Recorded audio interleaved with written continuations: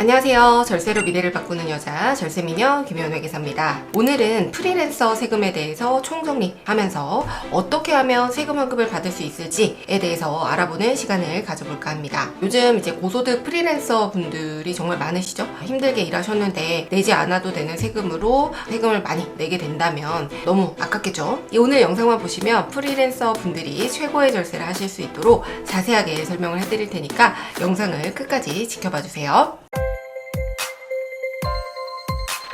자, 먼저 이제 프리랜서 분들이 신경 써야 되는 세금은 단 한 가지, 바로 종합소득세입니다. 이 종합소득세 신고는요, 이번 5월 달에 하는 것은 다들 알고 계시죠? 5월 31일까지 신고를 꼭 진행을 하셔야 되니까 이 부분 꼭 기억해 주세요. 자, 그럼 가장 중요한 것은 어떤 부분이죠? 바로 세금 환급인데요. 이 종합소득세는 어떻게 해서 세금 환급세액이 발생하는지 궁금하시죠? 자, 예를 들어 2023년도 중에 이제 프리랜서로서 1,000만 원의 수입이 발생한 경우를 가정해 보겠습니다. 이때 이제 클라이언트는 1,000만 원을 그대로 입금하지 않죠. 1,000만 원 중에서 3.3%에 해당되는 33만 원을 떼고 967만 원을 여러분들의 통장에 입금해 주게 될 겁니다. 여기서 30만 원은 국세로 세무서 등에 납부를 하게 되고요. 그리고 3만 원의 경우에는 시군구청에 납부를 하게 되는 거죠. 그래서 지방행정에 활용이 되는 거고. 자, 이제 종합소득세 신고를 하게 된다면 1,000만 원의 금액을요, 그대로 소득으로 보는 것이 아니고 여러분의 이제 클라이언트 미팅 때 사용했던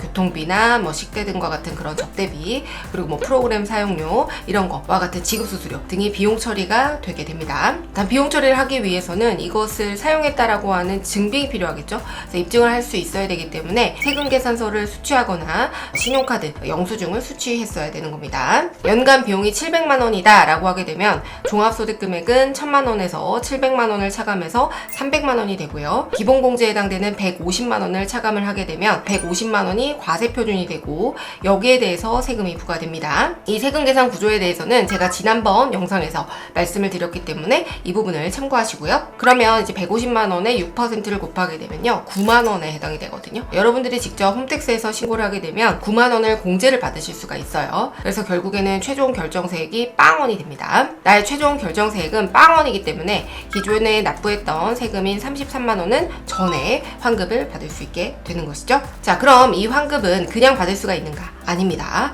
반드시 국세청 홈택스를 통해서 신고를 하셔야 되는데요. 프리랜서 유형별 신고 방법을 어떻게 가져가야 될지 말씀을 드려보도록 하겠습니다. 자, 일단 안내문에 나의 세금 신고 유형이 단순경비율인지 기준경비율인지, 그리고 간편장부 대상자인지 복식부기 의무자인지를 여러분들이 먼저 확인하셔야 돼요. 자, 첫 번째 단순경비율입니다.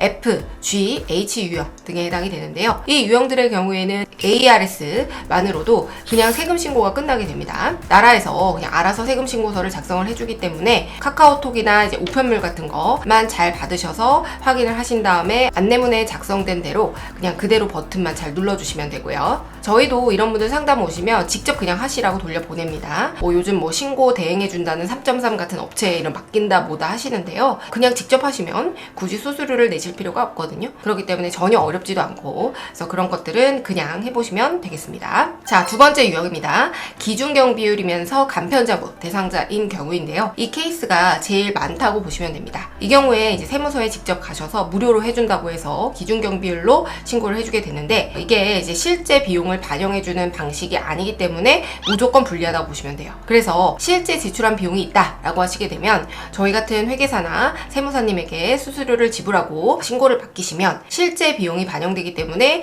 기준경비율로 세무서에서 신고를 하는 경우보다 세금이 줄어듭니다. 간편장부 대상자이지만 또 복식부기로 장부를 기장을 하게 되면 최대 100만 원까지 세금을 아낄 수가 있어요. 그래서 고소득 프리랜서 분들은 이 부분을 잘 활용하시면 세금을 아낄 수 있겠죠. 자, 마지막 유형은요, 기준경비율 대상자이면서 복식부기 의무자입니다. 이 유형은 선택이 아니고 무조건 저 같은 세무대리인에게 맡기셔야 됩니다. 복식부기 방식으로 재무제표도 만들고 조정도 해서 신고를 해야 되는데요. 이걸 직접 한다? 그럴 시간에 그냥 사업에 집중하시는 게 맞습니다. 이 정도 되면 수익 금액이 어느 정도 있고 좀 버시는 분들이기 때문에 때문에 저는 이제 그거 공부해서 직접 할 시간에 정확하지도 않아요, 어차피. 그렇기 때문에 그냥 영업 하나 더 하시라고 말씀을 드립니다. 짧은 시간에 공부해서 직접 신고하겠다라고 하더라도 여러 가지 변수가 있어요. 어렵고 정확하지도 않아서 결국에는 돈 주고 다시 수정 신고하시고 그렇습니다. 그래서 저희 같은 자격사가 있는 거겠죠? 그렇기 때문에 좀 유념하시고, 자, 신고 유형에 대해서 말씀을 드렸고, 환급세액을 늘리기 위해서는 어떻게 해야 되느냐? 바로 이제 신용카드 사용액, 세금계산서 수취 등과 같은 이런 비용 지출액을 잘 관리해 두셔야 됩니다. 그리고 프리랜서 분들 중에서는 개인 사업자 등록이 가능하신 분들은 대부분의 경우에는 사업자 등록을 하는 게 세금적인 측면에서는 무조건 유리합니다. 그래서 이 부분에 대해서는 제가 다른 영상에서 별도로 다루도록 하겠습니다. 보통 세금 환급액이 발생하는 분들은 연간 수익 금액이 7천만 원이 넘지 않는 분들입니다. 그래서 7천만 원이 넘어가는데 환급을 받는다? 가능은 하죠. 막 가공 비용을 다 때려 넣으면 됩니다. 신고서 작성? 간단해요. 그냥 순수익 빵원 이렇게 하게 되면 여러분들 다 환급 받을 수 있어요. 하지만 이건 100% 나중에 문제가 될 수 있어요. 항상 이때쯤 떠올리셔야 하는 게 과거 유이백 세무사 사건입니다. 한번 네이버에 유이백 세무사 쳐보세요. 고소득 프리랜서 분들 그냥 환급받게 해주겠다라고 해서 다 좋다고 갔다가 결국에는 그분들 다 조사를 받고 가산세를 더해서 세금을 토해냈죠. 연수익 금액 기준으로 7천만 원 정도가 넘어가면 환급이 아니라 어느 정도 세금을 납부할 수 있겠구나,